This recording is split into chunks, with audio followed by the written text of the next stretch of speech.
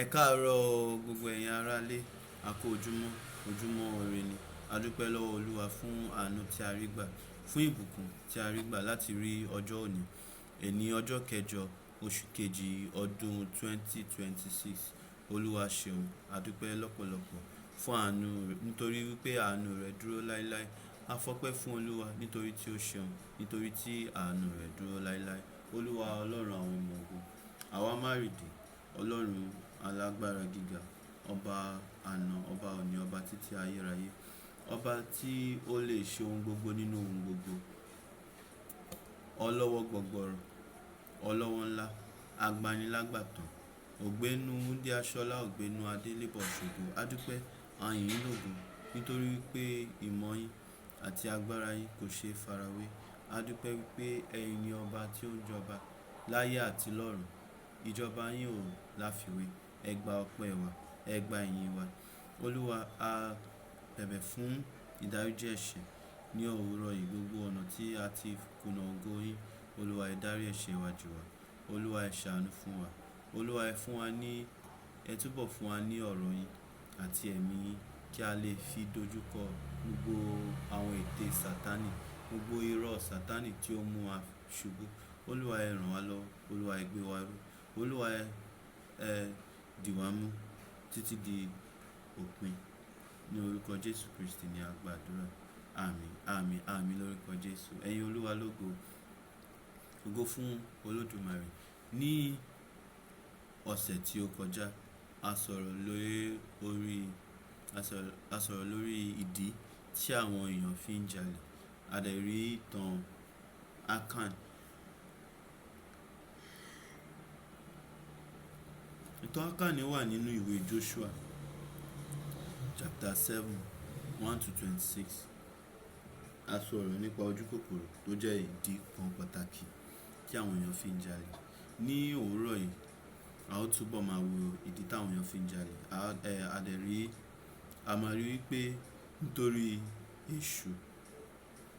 èṣù ló ń darí wọn ni wọ́n ṣe ń jalè. Ọ̀pọ̀lọpọ̀ tó ń jalè torí wípé wọ́n wà ní abẹ́ ète Sátánì. Èṣù ti gba ọkàn wọn, èṣù ti gba ọkàn wọn lò, èṣù ń gba ọkàn wọn wò, èṣù ti gbé ọkàn wọn wò.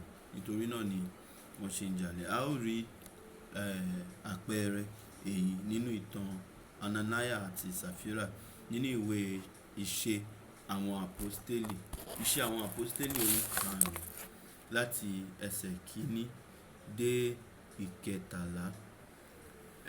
Ó sọ báyìí wípé ṣùgbọ́n ọkùnrin kan tí à ń pè ní Ananiah pẹ̀lú Safira aya rẹ̀ ta ilẹ̀ ìní kan. Ó sì yan apá kan pamọ́ nínú owó náà. Aya rẹ̀ bá a mọ̀ pọ̀. Ó sì mú apá kan rẹ̀ wá, ó sì fi lélẹ̀ ní ẹsẹ̀ àwọn Àpọ́stélì. Ṣùgbọ́n Pétérù wípé, Ananiah, èéṣe tí Sátánì fi kún ọ ní ọkàn láti ṣèké sí ẹ̀mí mímọ́ tí ìwọ sì fi yan apá kan pamọ́ nínú owó ilẹ̀ náà? Nígbà tí ó wà níbẹ̀, tìrẹ kì í ṣe. Nígbà tí a sì tà á tán, kò ha wà ní ìkáwọ́ ara rẹ̀. Èéha ti ṣe tí ìwọ fi ro kíní yìí ní ọkàn rẹ̀? Ènìyàn kì ìwọ ṣèké sí bí kò ṣe sí Ọlọ́run. Nígbà tí Ananiah sì gbọ́ ọ̀rọ̀ wọ̀nyí, ó ṣubú lulẹ̀, ó sì kú. Ẹ̀rù ńlá sì ba gbogbo àwọn tí ó gbọ́. Àwọn ọ̀dọ́mọkùnrin sì dìde, wọ́n dì í, wọ́n sì gbé e jáde, wọ́n sì sin ín. Ó sì tó bí ìwọ̀n wákàtí mẹ́ta, aya rẹ̀ láì mọ ohun tí ó ti ṣẹ̀, ó wọlé. Pétérù sì dá a lóhùn pé, wí fún mi, bí iye báyìí ni ẹ̀yin ta ilẹ̀ náà? Ó sì wí pé, lóòótọ́, iye bẹ́ẹ̀ ni. Pétérù sì wí fún un pé, èéṣe tí ẹ̀yin fohùn ṣọ̀kan láti dán ẹ̀mí Olúwa wò? Wò ó, ẹsẹ̀ àwọn tí ó sì kù ọkọ rẹ̀ ń bẹ ní ẹnu ọ̀nà, wọn ó sì gbé ọ jáde. Ó sì ṣubú lulẹ̀ ní ẹsẹ̀ rẹ̀ lójúkan náà, ó sì kú. Àwọn ọ̀dọ́mọkùnrin sì wọlé, wọ́n bá a kú, wọ́n sì gbé e jáde, wọ́n sin ín lẹ́bàá ọkọ rẹ̀. Ẹ̀rù ńlá sì ba gbogbo ìjọ àti gbogbo àwọn tí ó gbọ́ nǹkan wọ̀nyí. Kí Olúwa kí ó bùkún fún kíkà àti gbígbọ́ ọ̀rọ̀ rẹ̀ lórúkọ Jésù. Ní ìtàn ọkọ àti ìyàwó yìí, a rí wípé àwọn méjèèjì jọ gbìmọ̀ pọ̀. Wọ́n ní ilẹ̀ kan.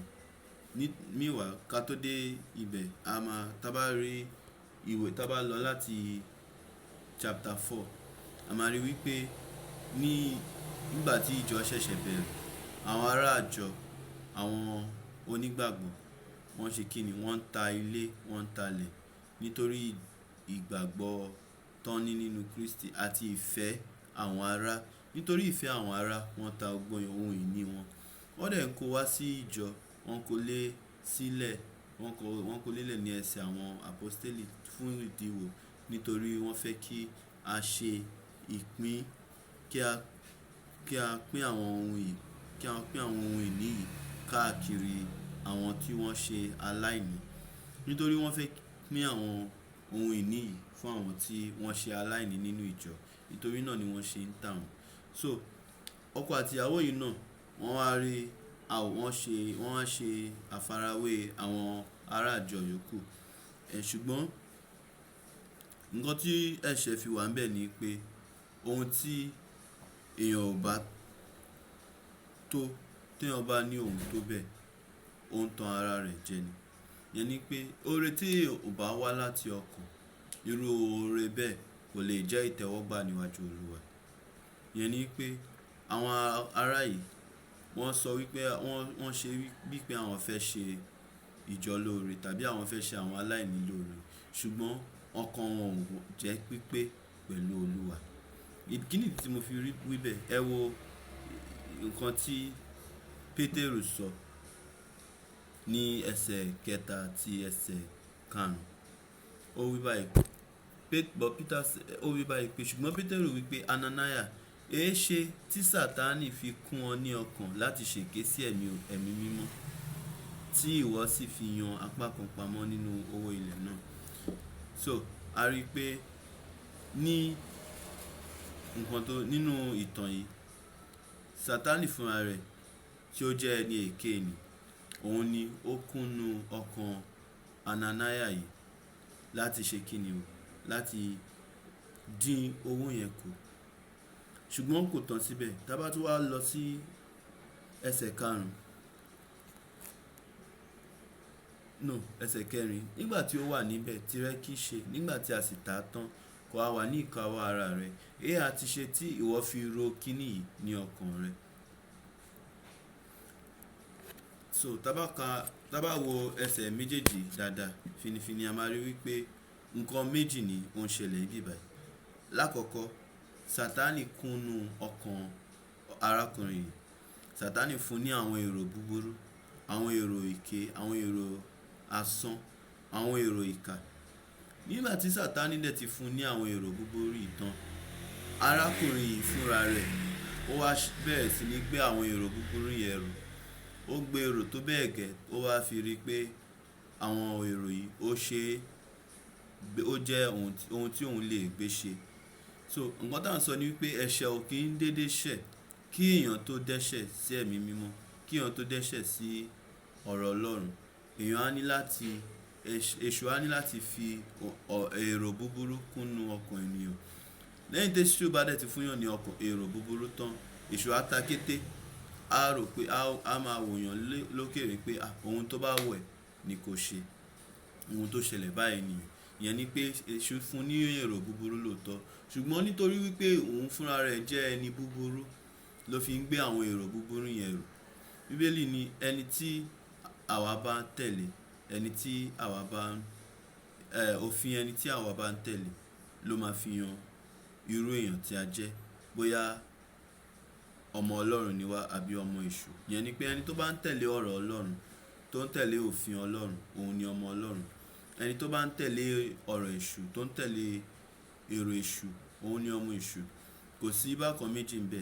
Ìyẹn ni pé ẹni tí ó bá ti pinnu nínú ọkàn rẹ̀ pé ohun búburú lòun fẹ́ máa ṣe, irú ẹni bẹ́ẹ̀ ni ọmọ èṣù. Ṣùgbọ́n ẹni tó bá pinnu wípé lóòótọ́ òun ti ṣubú, òun ti kùnà rí ṣùgbọ́n ní àti sìn lọ òun ronúpìwàdà, òun fẹ́ máa tẹ̀lé ọ̀rọ̀ Ọlọ́run, òun fẹ́ máa tẹ̀lé ìlànà ọ̀rọ̀ Ọlọ́run, òun fẹ́ yí padà, òun fẹ́ ní ìrònúpìwàdà.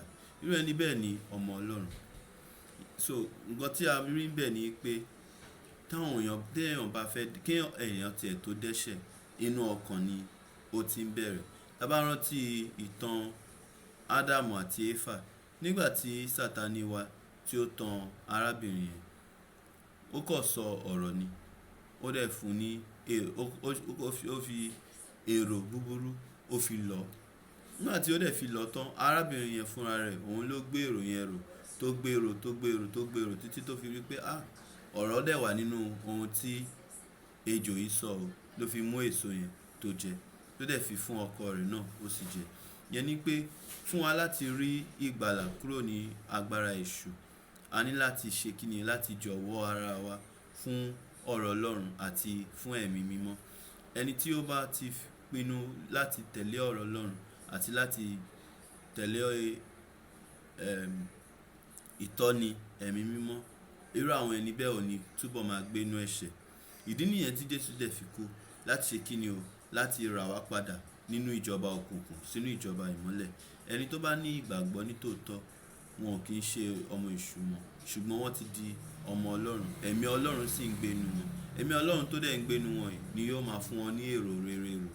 Ṣùgbọ́n nítorí wípé a ṣì wà nínú ara, èrò búburú yóò sì máa wá lóòrèkóòrè. Ṣùgbọ́n a ò sí lábẹ́ òfin, nítorí náà kò sí òfin tàbí kò sí agbára kan tó dè wá láti tẹ̀lé ẹran ara dandan. Yẹn ni pé tí èrò búburú bá wá náà gan, a ní agbára nínú ẹ̀mí